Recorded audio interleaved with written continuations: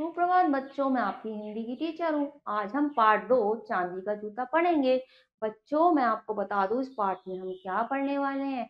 बच्चों, दहेज इस समाज की सबसे बुरी प्रथा है और सबसे बड़ी समस्या भी है। और जो है कोई भी जो है दहेज जो है चाहे मजबूर हो पिता, लेकिन जो अगर कोई दहेज के लालची होते हैं जो लोग, वो छोड़ते नहीं है। वो दहेज मांगने की आदत उनकी बनी रहती है। तो इस बुराई को समाज से खत्म भी करना है। तो इस दहेज जो समस्या है इसके बारे में इस पाठ में आपको कुछ जो है कहानी के माध्यम से जानकारी दी गई है। तो इस पाठ की शुरुआत करने से पहले हम जानकारी लेते हैं। चलिए शुरुआत करते हैं। प्रस्तुत पाठ में लेखक ने व्यंग्यात्मक शैली में दहेज जैसी विकराल सामाजिक बुराई, बल्कि समस्या कहें तो ज्यादा सही होगा, बुराई नहीं बल्कि समस्या ही होगी ये, है ना। पर करारा व्यंग किया है, एक करारा व्यंग किया है इस पाठ में कब जो है, ठीक है। लेखक ने, कन्या कितनी भी संस्कारी, सुयोग्य, सुंदर क्यों ना हो, माता पिता दहेज के बंधन से मुक्त नहीं हो पाते। चाहे लड़की जो है कितनी भी संस्कारी सुयोग्य हो, माता पिता कभी भी दहेज से जो है ऐसे इस समस्या से मुक्त नहीं हो पाते। यह सामाजिक अभिशाप भारतीय समाज का कलंक है। यह जो अभिशाप है भारतीय समाज के लिए है, कलंक है। तो बच्चों, इस पाठ में कुछ ऐसा ही बताया है कि चाहे कितनी भी सुंदर कन्याओं, कितनी भी संस्कारी हो, दहेज माता पिता के लिए जरूरी हो जाता है। ये हमारे समाज के लिए कलंक है, सबसे बड़ी समस्या है। चलो बच्चों, अब पाठ की शुरुआत करते हैं। संयोग की बात थी, मैं जिस दिन अपने वकील मित्र शिवराम के घर पहुंचा, उसी दिन मेरे मित्र के पुत्र की वर्षगांठ धूमधाम से मनाई जा रही थी, वर्षगांठ मनाई जा रही थी, ठीक है। भोज में निमंत्रित व्यक्तियों के वेंकटेश्वर राव को देखकर मेरी बाछें खिल गईं। वे एकदम ही उछलकर मुझसे गले मिले और कुशलता संबंधी प्रश्नों की बौछार कर दी। वो मुझसे एकदम से मिले अचानक से और सवाल पूछे कुशलता पूर्वक उन्होंने मुझसे, ठीक है। आगे देखते हैं बच्चों, आगे क्या होता है। दूसरे दिन प्रातः मित्र का न्योता पाकर मैं नाश्ता करने उसके घर पहुंचा। सर्वप्रथम विलायती और कीमती आलीशान सोनी ने हमारा स्वागत किया। इस तरह किया कि मानो यह जानती हो कि मैं उसके मालिक का अभिन्न मित्र हूँ। उसने ऐसे स्वागत किया कि जैसे मैं जानती हो कि मैं एक का अलग ही जो है सबसे प्यारा अलग ही मित्र हूँ, ठीक है। बाथरूम से सिर पोंछते हुए वेंकटेश्वर राव सीधे बैठक में यहाँ पहुंचा, पंखा चलाया और कपड़े पहनने के लिए शयन कक्ष में चला गया। वो बैठक इस प्रकार सजाई गई थी कि मानो फिल्मी शूटिंग करने के लिए अभी भी तैयार किया गया सेट हो। बैठक कैसे सजाई थी, जैसे कि फिल्मी शूटिंग शुरू होने वाली हो, ठीक है। मैं मन ही मन अपने मित्र की पत्नी की अलंकारी प्रियता की प्रशंसा करने लगा, साथ ही उससे अपनी घरवाली की तुलना भी करने लगा, उससे अपनी घरवाली की भी तुलना करने लगा। दीवारों पर सुप्रसिद्ध कलाकारों की पेंटिंग सुशोभित थी। मैं सोचने लगा कि हॉस्टल में रहते समय वेंकटेश्वर राव कैसा लापरवाह रहा करता था, आज उसकी रुचि में ऐसा भारी परिवर्तन कैसे हुआ। मैं सोचने लगा कि इतना परिवर्तन जो है उसकी रुचि में कैसे हुआ, हॉस्टल के टाइम में तो ये ऐसा नहीं था, लापरवाह था, ठीक है। आगे देख लेते हैं फिर क्या होता है। हम्म वह सदा अपनी चीजें अस्त व्यस्त रखा छोड़ता था, उन्हें करीने से सजाने की उसकी आदत ही नहीं थी। मैं चिढ़कर उसे लाख समझाता, किंतु उसकी लापरवाही में कोई परिवर्तन ना देखा। मैं भी हार मान चुका था। कभी कभी कहा करता था, यार तुम्हारी घरवाली ही शायद तुम्हें बदल सकेगी। मैं तब यह ऐसा कहता था। अचानक मुझे स्मरण हो गया कि वेंकटेश राव में तो कोई परिवर्तन ना हुआ होगा, यह उसकी श्रीमती रमा की सुरुचि का परिचय है, या उसकी पत्नी का ही रुचि होगी, उसका परिचय है। वह रमा तो सौंदर्य की आराधिका होगी, वो सौंदर्य की आराधना करती होगी, मुझे ऐसा लगने लगा। फिर आगे देखते हैं आगे क्या होता है। आगे क्या लिखा है बच्चों, देखते हैं। भाई साहब नमस्ते, शायद आप रास्ता भूल गए हैं जो हमारे घर पर आए। रमा एक सांस में कह गई। रमा कहती है कि शायद आप रास्ता भूल गए हैं जो हमारे घर इतने दिन बाद आए। मैंने बिल्टस को तिपाई पर रखते हुए दृष्टि उठाई तो देखता क्या हूँ, सामने हाथ जोड़े हंसमुख रमा खड़ी है, सामने रमा खड़ी है। मैंने उठकर अभिवादन प्रत्युत्तर दिया। तभी रमा पूछ बैठी, आप सुरेश की शादी में क्यों नहीं आए? हमने तो आपका बहुत इंतजार किया, हमने आपका बहुत इंतजार किया। क्या सुरेश की शादी हो गई? मुझे न्योता कहाँ मिला जो चला आता? निमंत्रण पत्र तो भेजा नहीं, उल्टे मुझ पर दोषारोपण कर रही हो। वाह, उल्टा चोर कोतवाल को डांटे। मैंने ऐसे कहा। बुलाया तो है नहीं, उल्टा मुझे कह रही हो, ऐसे मैंने कहा। आप क्या कह रहे हैं? हमने तो पहली किश्त में ही कार्ड भेजा, आपके नाम पोस्ट कर दिया था। हमने आपके नाम कार्ड भेज दिया था, ऐसे कहती है वो। ठीक है, आगे देखते हैं। हो सकता है रमा जी, पर मुझे मिलता तब ना मैं आता। सच कह रहा हूँ, मेरे नाम कोई निमंत्रण नहीं आया। मैंने अपनी तरफ से पूरी सफाई देने की कोशिश की, अपनी तरफ से मैंने बताया। शायद रमा के तर्क के सामने मैं हार बैठता। तभी वेंकटेश्वर राव ने प्रवेश करके मेरी रक्षा की। तभी वेंकटेश्वर आता है और मेरी रक्षा करता है। रमा नाश्ते का प्रबंध करने भीतर चली गई। थोड़ी देर बाद भीतर से बुलावा आया। भोजनालय में गुड़िया जैसी सुंदर कन्या तश्तरियों में मिठाइयां सजा रही थी। वेंकटेश्वर राव ने अपनी बहू का परिचय कराया। यह सीमा, मेरी पुत्र वधू। जानते हो, इसने एमए प्रथम श्रेणी में किया है। इसने एमए पहले फर्स्ट आई है, प्रथम श्रेणी में किया है। विश्वविद्यालय भर में यह प्रथम आई। इसे स्वर्ण पदक भी प्राप्त हुआ। फिर राव ने अपनी पुत्र वधू से कहा, बेटी चाचा को जरा वह पदक तो दिखाओ। वो कहते हैं अपने चाचा को पदक पदक तो दिखाओ जो तुम्हें मिले हैं। ठीक है, आगे देखते हैं बच्चों, आगे क्या होता है फिर। सीमा को शायद पदक दिखाना पसंद ना था। वह सिर झुकाए चाय के प्याले में मेज पर लगा रही थी। रमा दौड़कर बैठक में गई और अलमारी से पदक लाकर उसके हाथ में थमा दिए। उसकी जो रमा जो होती है उसके हाथ में उसके पदक दिखा देती है। ठीक है, भैया, हमारी बिरादरी में आज तक किसी ने स्वर्ण पदक प्राप्त नहीं किया। अपनी सीमा पर हमें गर्व है। यह रात दिन पढ़ती है, पीएचडी भी कर रही है। कहती है कि मैं डीलिट भी करूंगी। मुझे डर है कि रात दिन जागने से बहू की तबीयत कहीं बिगड़ ना जाए। मैं लाख समझाती हूँ कि बहू तुम आराम करो, लेकिन हमारी बात नहीं सुनती। रसोई बनाती है, खाना परोसती है, ससुर की सेवा करती है, साथ ही कॉलेज में भी पढ़ाती है। वो कह रही है इतना कुछ करती है, उसके बाद भी रात दिन पढ़ाई में लगी रहती है। ठीक है, भाभी तब कोई रसोईया क्यों नहीं रख लेती? मैंने कहा कोई रसोईया क्यों नहीं रख लेती? कमाने वाली बहू से काम लेना तो ठीक नहीं। लोग क्या सोचेंगे? वो कहते हैं लोग क्या सोचेंगे, कमाने वाली बहू से काम ले रहे हो, ये तो ठीक नहीं है। आप कोई रसोईया ही रख लो, ऐसे कहता हूं मैं। फिर मैं भी सोचती हूँ, लेकिन मुझे अपने हाथ का खाना ही अच्छा लगता है। काम भी क्या है, 4 जने हैं, आखिर हमारा भी तो समय कटना चाहिए। काम करने से तबीयत अच्छी रहती है। वो कहती है काम करने से तबीयत तो अच्छी रहती है, इसलिए। रमा, झूठ बोलने की हद होती है, ये पराये थोड़ी हैं। यार, असली बात यह है कि रमा रसोईया के पीछे खर्च करना बेकार मानती है। मैंने 1-2 नौकर रखे भी, पर कोई ना कोई बहाना बनाकर इसने भगा दिया। कहता है मैंने नौकर रखे, इसने कोई ना कोई बहाना बनाकर भगा दिया। वेंकटेश्वर राव ने कहा, तुम सारा दोष मुझ पर क्यों मंडते हो? तुम्ही ने तो एक दिन नौकर को किसी काम का नहीं बताया, इसलिए मैंने हटा दिया, वरना मेरा क्या जाता। कमाने वाले तुम हो और खर्चने वाले भी तुम ही हो।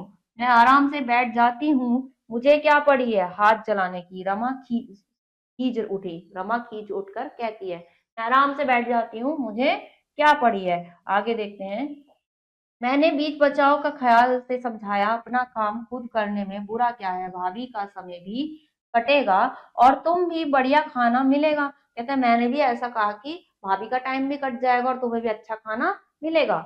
जब वह स्वयं खाना बनाने को तैयार है तो तुम रोकने को क्यों सोचते हो? अगर वो खाना बनाना चाहती है तो तुम क्यों रोकना चाह रहे हो? मैंने ऐसे कहा।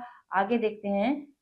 अगर वह खुद बना ले तो मुझे कोई आपत्ति नहीं, मगर बेचारी बहू ही सारा दिन काम में लेती है। कहती है सारी बहू से ही काम करती है, उसे पढ़ने की फुर्सत नहीं मिलती। जब वह 600 रुपए मासिक कमा रही लाती है तो उसमें 100 रुपए रसोईया के पीछे खर्च करने में क्या हर्ज है? कहता है कि जब वो इतने पैसे कमा रही है तो थोड़े से खर्चने में क्या दिक्कत है?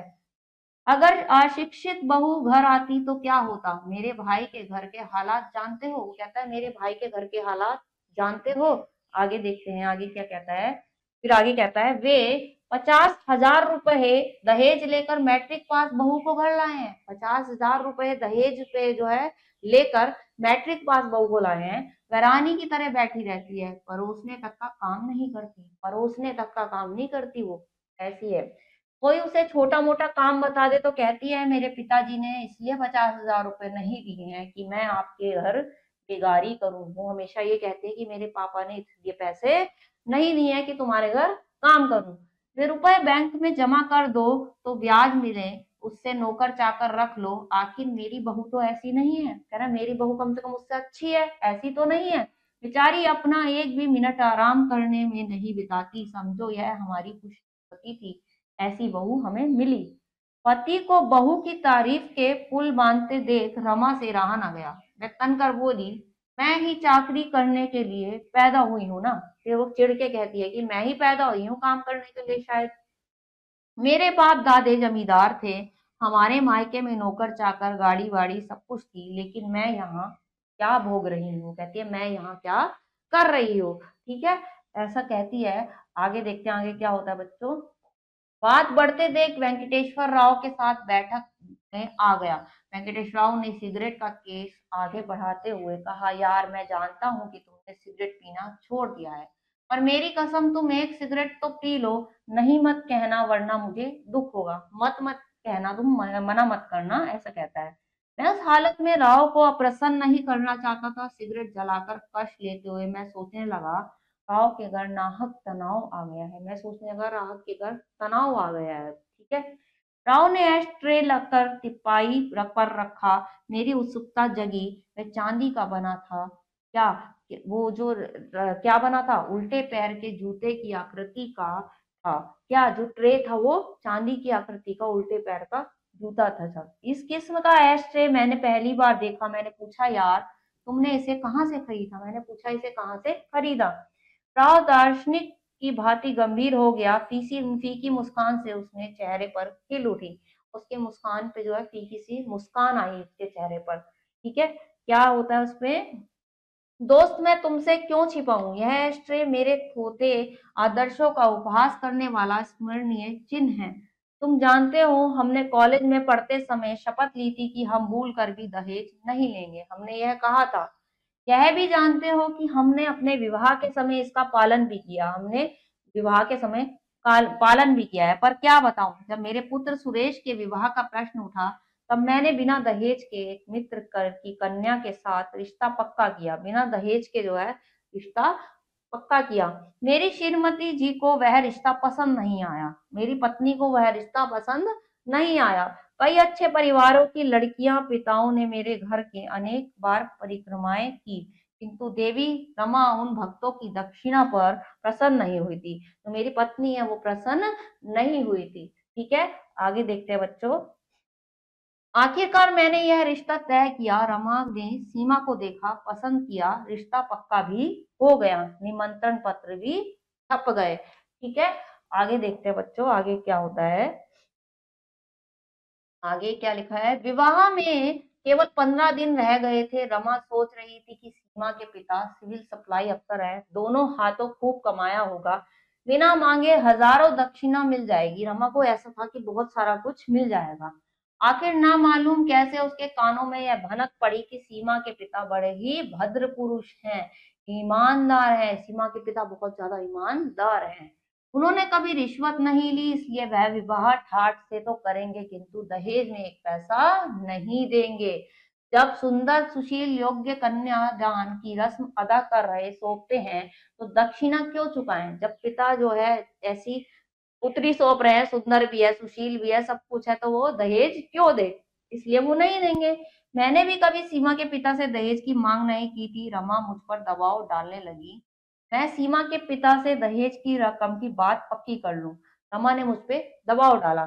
आखिर मैं विवश हो गया। झिझकते हुए मैंने पिता के कानों में वह बात डाल दी।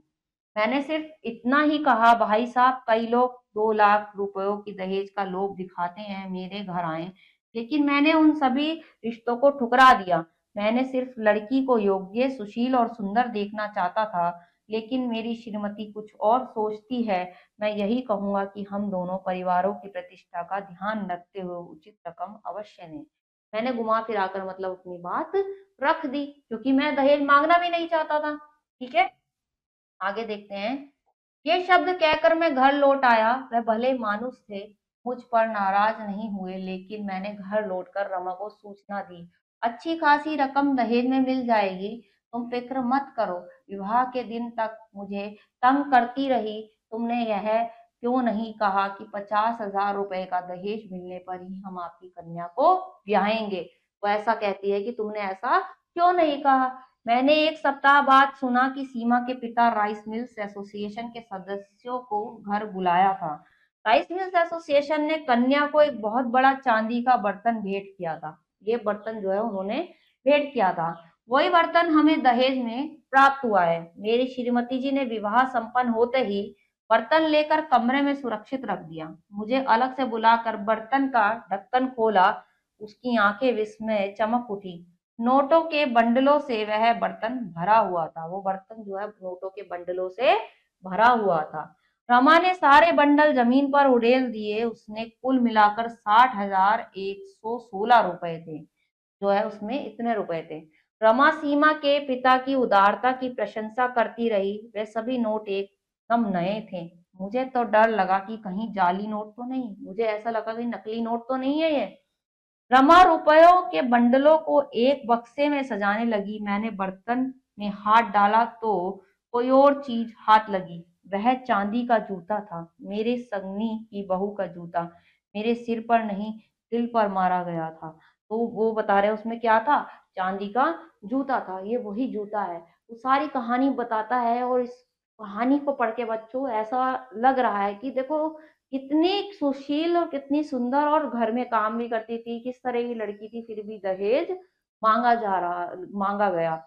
तो वही समझाने का प्रयास कर रहे हैं इस कहानी के माध्यम से कि चाहे कुछ भी हो जाए, दहेज जो है माता पिता के लिए कलंक बन गया है, जो इस समाज की, हमारे देश के समाज की सबसे बड़ी समस्या है। इसको समाप्त करना किसका, हम सभी का ही जो है कर्तव्य है ना। तो इसका पाठ को आप दोबारा पढ़िएगा, समझिएगा। ठीक है, अगले पार्ट में कुछ और पढ़ेंगे। अपना ख्याल रखिए। ओके।